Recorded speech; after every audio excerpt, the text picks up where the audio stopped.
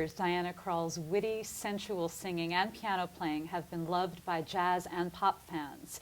This past year, she had a bout with pneumonia, which meant delaying her album and tour. But luckily, she is on the mend, and she's here with us today to talk about Wallflower. I'm so glad to be here speaking with you in person. Yes, yeah, yes. It's been a long time. How are you to feeling? Get together.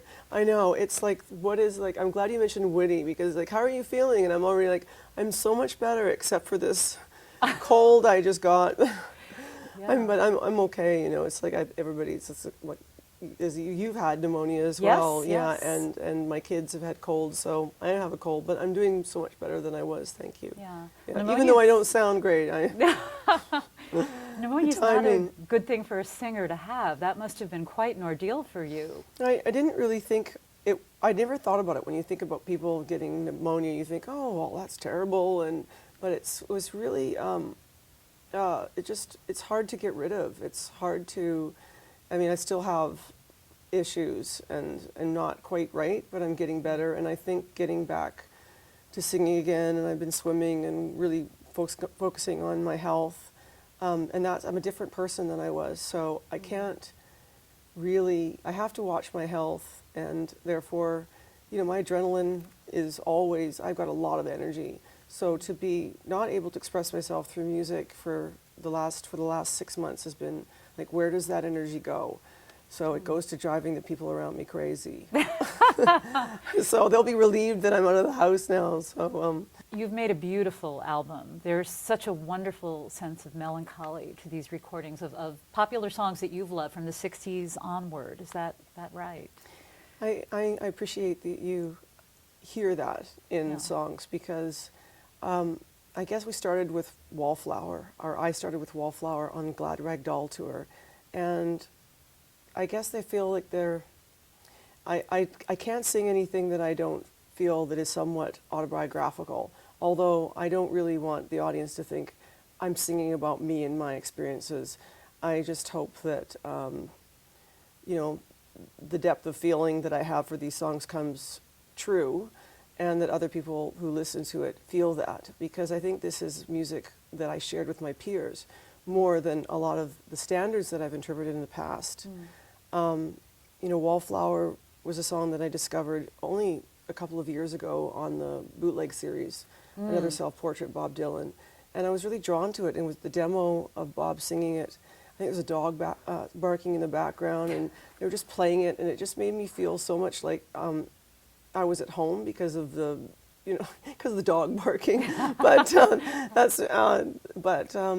my children sang it at their school, one of their school assemblies, and I just think there's probably that Wallflower feeling in all of us. And I've always just felt that there's such truth and beauty in that, and that's why I choose songs. I choose songs that I can certainly find my own story in. Yeah, and you have 8-year-old boys, right? 8-year-old twins. Being a mom has that, it impacts everything I've found. I mean, your musical choices. All my choices are impacted by the love I have for my family and my children, and my choices are different. And as much as sometimes I want to go out, or, you know, after, like you're doing a press day, I think that it's important to do your work, but it's been important for me to also come home and read to my children and just kind of, you know, have the luxury of having time with them. Yeah. And those choices, I have to now make choices to not be on the road for so long, and that's good. I'm glad I have those choices. Yeah. And your husband obviously is also a musician, Elvis Costello. You've worked with him collaboratively, I know. Do you feed off each other? Do you listen to each other's work and give each other feedback while you're working on a project? I think it's such an incredible thing to be in our house.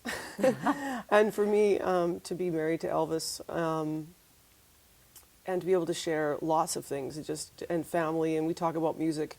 I think he helps me more with certain things. Like he's much more articulate than I am, and I wasn't born to be a songwriter, a singer-songwriter.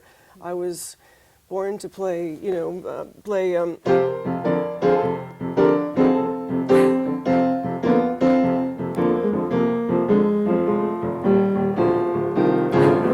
that's what I'm supposed to play, right? Keep playing. No. But, I mean, Elvis is articulate. He's a writer. He's a songwriter and a singer, and I do that. You've written and that too, is very though. hard for me to explain in print, but that's how deeply I feel, and that is never left me. I mean, that I was born. I wouldn't play well. I didn't say I played it well, but I have really deep feeling for groove and for swing and for improvising. So you have two different people, and it's great. So we can talk about lots of things, and mostly it's just family, and it's a great time for us. Yeah. I know I'm probably not making any sense at all. I just thank God there's a piano here, right, to save me from myself.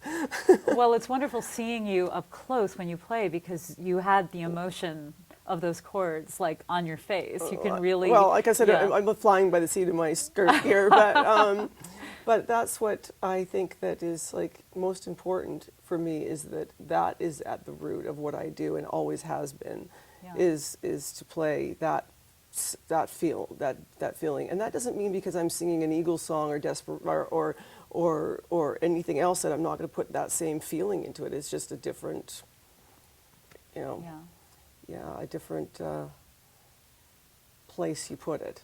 And you are going to be playing and singing live shortly. Yeah, I have to practice. That shows you I better do some get in the woodshed. No, I given that you were sick last year, and I know you're still recuperating, are you anxious about that? Are you taking any sort of steps medication? To prepare? It's got to be a process of preparing. She now. says, I had a really, really tough year, and I think that going into music and playing every day, I'm trying not to feel anxious about it, because I can't really prepare until I get there and start playing. And then everything will just unfold, and it's a challenge. I mean, I put myself in a place where now I'm going to adapt orchestral music and music that doesn't have a lot of solos in it, jazz solos, for my band, which I'm confident that I can do, and that'll be the challenge for the next week. And I'll be playing Sunny Side of the Street, Nat King Cole, Just You, Just Me, probably a Joni Mitchell tune, maybe a Neil Young tune. Certainly a Bob Dylan tune, and I'll play a Fats Waller tune, then an Irving Berlin tune, and so I'm going to put it all into the mix, as I always do. I just have more things to add to it. So I think that I'm so fortunate that I have musicians who can just turn on a dime, and will go with me where I want to go, and be able to switch back and forth between different songs. So, yeah. Well, it'll be. Now I have anxiety. Thanks, Elysa. I didn't have it before, but no. Now that you mention it, but no, I'm looking forward to it. Yeah. Well, it'll be great to hear this stuff live. Do you want to play us out a little bit, or? Sure, I'd be happy to. Yeah. What do you want to? Your choice. Anything? Anything, she says. Ladies' choice. Ladies' choice. Oh, I This didn't expect to play, so let me just get my. Like I said, I don't know. Yeah, but.